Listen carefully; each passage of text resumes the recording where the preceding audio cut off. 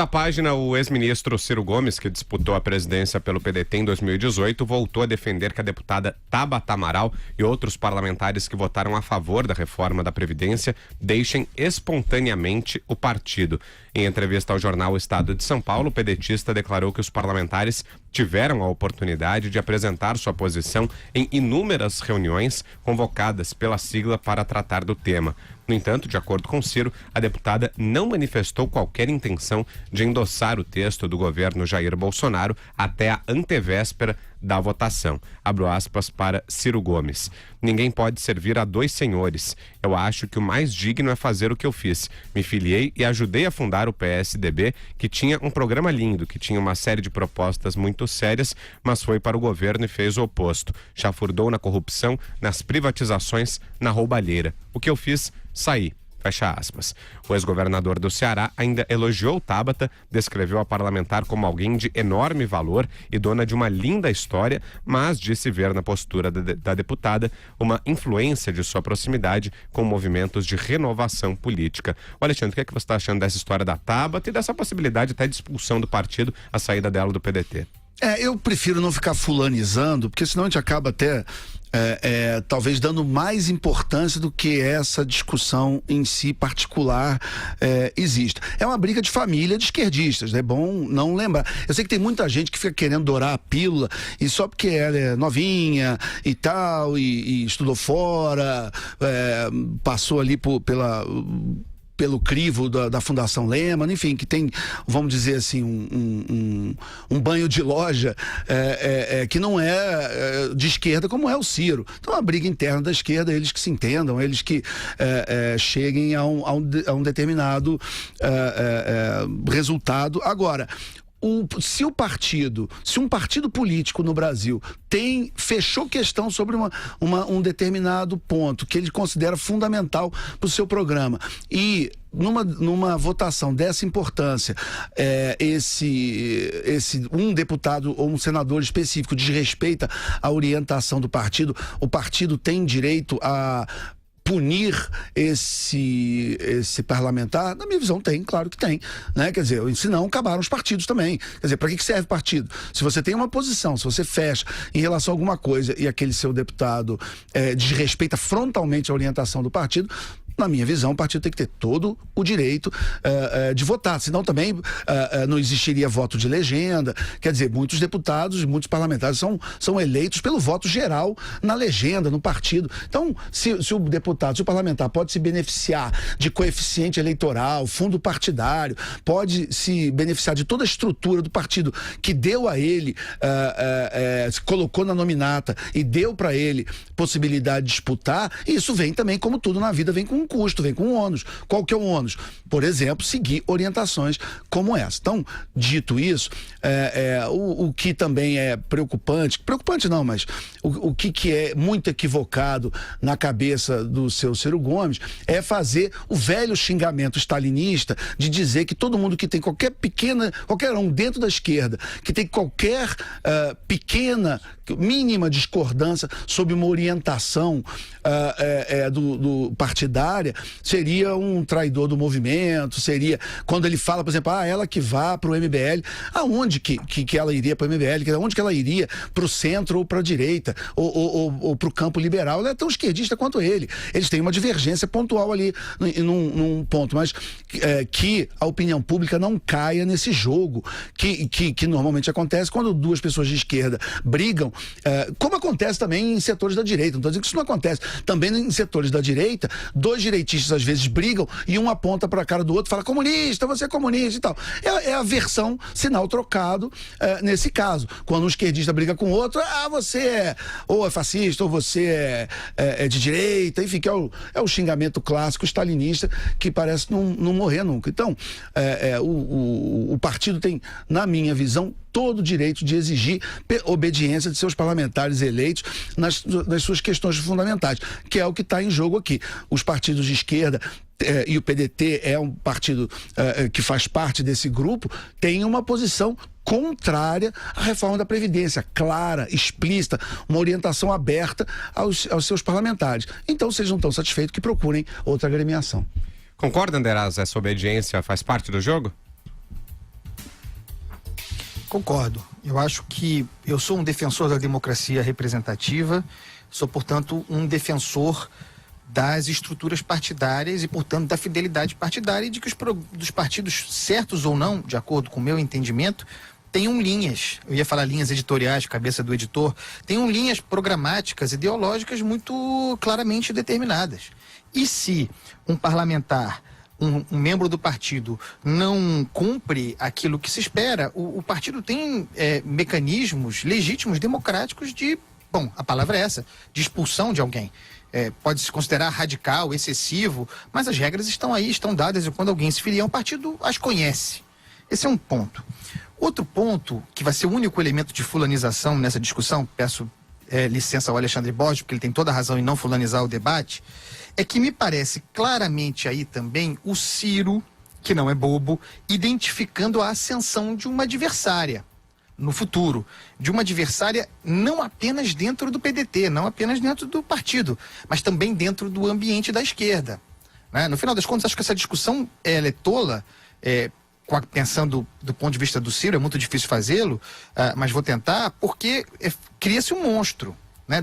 Dá-se musculatura a Tabata, mas o que está, a meu ver, fulanizando a questão por trás dessa discussão é uma disputa de espaço, projetando o futuro da esquerda, considerando o lugar em que o PT se colocou, preso ao preso, né? Tem um campo ali para crescimento de outros agentes e a Tabata cresce muito nesse ponto.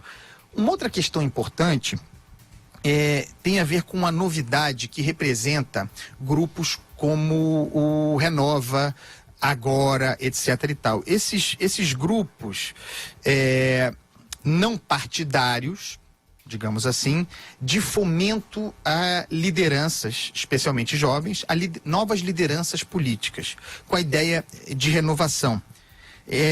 Eu fui e sou crítico desconfiado desses movimentos, até do ponto de vista conservador mesmo, talvez sem compreender o que eles representam, é um fato novo, mas que justifica um debate que o Ciro, sem querer, coloca na ordem do dia, que é isso de servir a dois senhores. A expressão não é muito essa, o Ciro é muito preso às estruturas da Casa Grande e Senzala, né?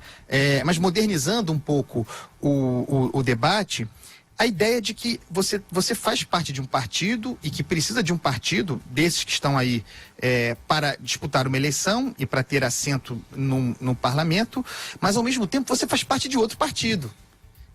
Que são esses movimentos que fomentaram os seus estudos, que fomentaram as condições para a sua ascensão. Então, é possível identificar aí, e é um debate importante, algum grau de conflito mesmo. Né? Você faz parte de dois movimentos, um partidário, talvez meramente institucional, talvez meramente como escada para se chegar ao poder, para se chegar ao mandato, e tem esse sua formação orgânica aqui. Tem um conflito aí, né? Que precisa ser tratado. E o outro conflito, que eu já falei aqui no programa, apanhei muito quando falei isso, mas é pro debate, eu mesmo não estou certo disso.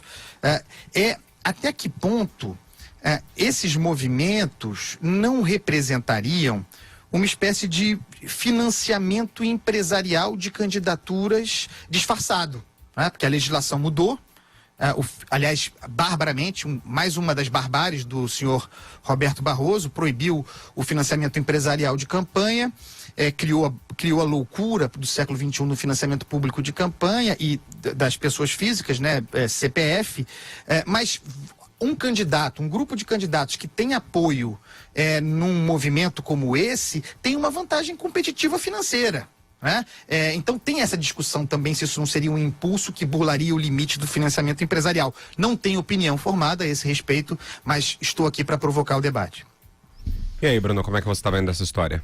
Tem dois pontos interessantes aqui. Primeiro, não há mais o discurso da expulsão, mas do pedido para que se deixe espontaneamente o partido.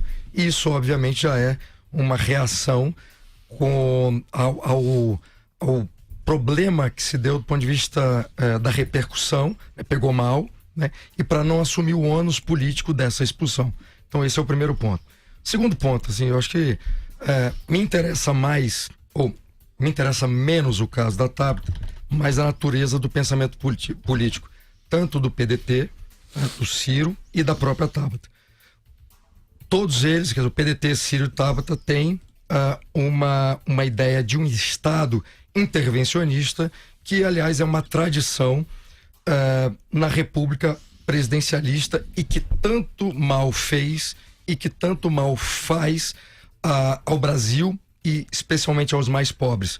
Ontem falávamos aqui da MP da Liberdade Econômica e de como o Estado é intervencionista, como o Estado atrapalha e como o Estado intervém nas miudezas, nas minúcias da economia, e isso reflete no pão que a gente compra, às vezes, dependendo da família, nem consegue comprar, mas no feijão com arroz, enfim, em tudo que a gente precisa no dia a dia.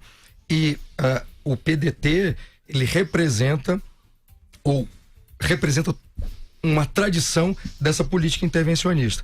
E o interessante que o Andreasa falou, né, sobre esses movimentos como Renova, e o que é muito curioso é que uma jovem que entra num grupo chamado Renova decida entrar exatamente do PDT, do Carlos Lupe e do Ciro Gomes. Isso é uma contradição dos diabos. Quer complementar, Alexandre? Diga Quero aí. sim. Um ponto do Bruno e 2 do Andreasa. O ponto vamos começar pelo último, pelo ponto do Bruno, que isso eu tenho falado muito em relação a esses movimentos, Renova, essas coisas, que eles tinham essa postura de queremos novos nomes na política, então vamos financiar e vamos ajudar e dar apoio a candidatos jovens que nunca tiveram mandato, quer dizer, um certo fetichismo por idade, e isso é um absurdo. O que tem que ser novo no Brasil, principalmente um país tão intervencionista na economia, um país tão ligado ao estatismo, tão ligado à falta de liberdade individual e econômica. A gente estava, inclusive, no assunto anterior, discutindo a preservação do direito do sigilo do indivíduo. O que interessa não é a idade, é se a ideia é nova ou não é. Agora, você pode ter um político que tem uma idade avançada e novas ideias, e você pode ter, como nós estamos discutindo aqui, políticos de uma idade jovem, e nós podemos pensar em vários, e que tenham ideias velhas, tenham ideias marxistas de 150 anos, entendeu? Então o que adianta você ter 22 anos de idade, 25, e representar ideias de 150 anos, ideias que dão errado há 150 anos. Então, assim, essa ideia que foi muito, o mito do jovem foi muito impulsionado no maio de 68, naquela ideia de não confie em ninguém com mais de 30 anos de idade. Isso é uma grande e absoluta bobagem. E é uma pena que ainda tenha gente que vá por essa linha. Levantando agora, discutindo 2 pontos importantes que foram levantados pelo Andreasa. Um é quando ele fala se o Ciro, nessa briga que o Ciro está fazendo, se ele está combatendo uma liderança que está surgindo no partido. Eu acho que sim, mas eu acho que também tem uma coisa maior. Ele também está combatendo uma narrativa de que existe uma nova e uma velha esquerda. Que existiria uma velha esquerda, que evidentemente seria ele, o PCdoB, Jandira Fegali, o PT, o Lula, e esse pessoal, os Renova da vida, seria essa nova esquerda, né? Seria essa coisa, meio que uma ideia que o Macron tenta vender, de alguém que tem como se ser de esquerda fosse ter consciência social e ao mesmo tempo quer um equilíbrio fiscal nas contas públicas, enfim, esse tipo de fantasia que vem muito dos anos 90, coisa da terceira via, que foi uma coisa muito tentada ali, Bill Clinton, Tony Blair, aqui no Brasil com o Fernando Henrique, onde você tinha políticos oriundos da esquerda que diziam, não, mas nós somos uma esquerda moderna, nós somos diferentes, não somos a velha esquerda marxista, a gente até aceita alguma privatização, a gente até aceita que haja responsabilidade e equilíbrio fiscal, enfim. E, evidentemente, não adianta você jogar perfume no Marx, que ele vai continuar sendo o velho Marx.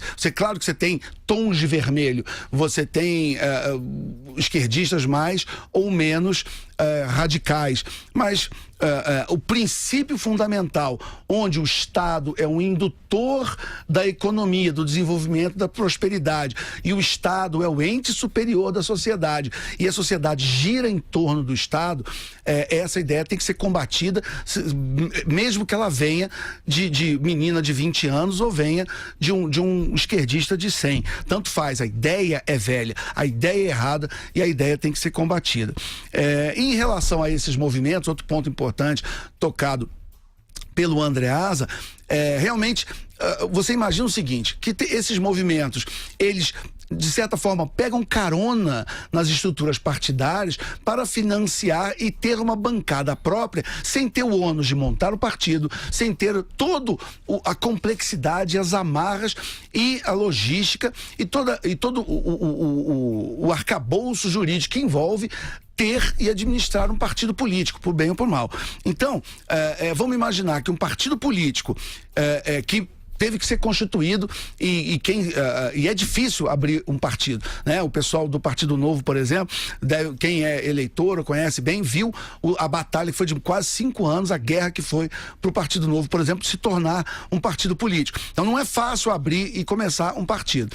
E aí você abre um partido, você faz uma linha partidária, você dá legenda, dinheiro, apoio logístico para um político. E esse político, em vez de respeitar a linha partidária, vai respeitar a orientação de um terceiro fora da estrutura partidária, que te deu um dinheiro ou um apoio por fora. Eu acho isso completamente errado. Então, é como se fosse um partido informal. E realmente, nesse ponto específico, por incrível que pareça, o Ciro Gomes não está errado. É o máximo que eu consigo falar. Enfim, porque é difícil você falar o Ciro está certo. Concordo, né? com o Ciro. Então vamos falar, o Ciro não está errado. Melhor. Né? Realmente não dá para servir a dois senhores. Nesse ponto, políticos têm um partido, foram eleitos por um partido e devem respeitar a linha partidária. Só que a discussão da expulsão ou da saída, o que ela envolve? Parece que é uma besteira, mas não é não. Ela envolve a manutenção do mandato, né? Se o político é expulso pelo partido, ele mantém o mandato. Se ele pede espontaneamente para sair do partido, ele perde o mandato. Então, quando o presidente do PDT, o Carlos Lupe, diz que ela deveria, ou o próprio Ciro, espontaneamente pedir para sair do partido, o que ele está dizendo, qual é a grande questão envolvida, é que ele, se ela efetivamente não quiser se alinhar ao partido, ela vai sair, mas ela vai perder o mandato.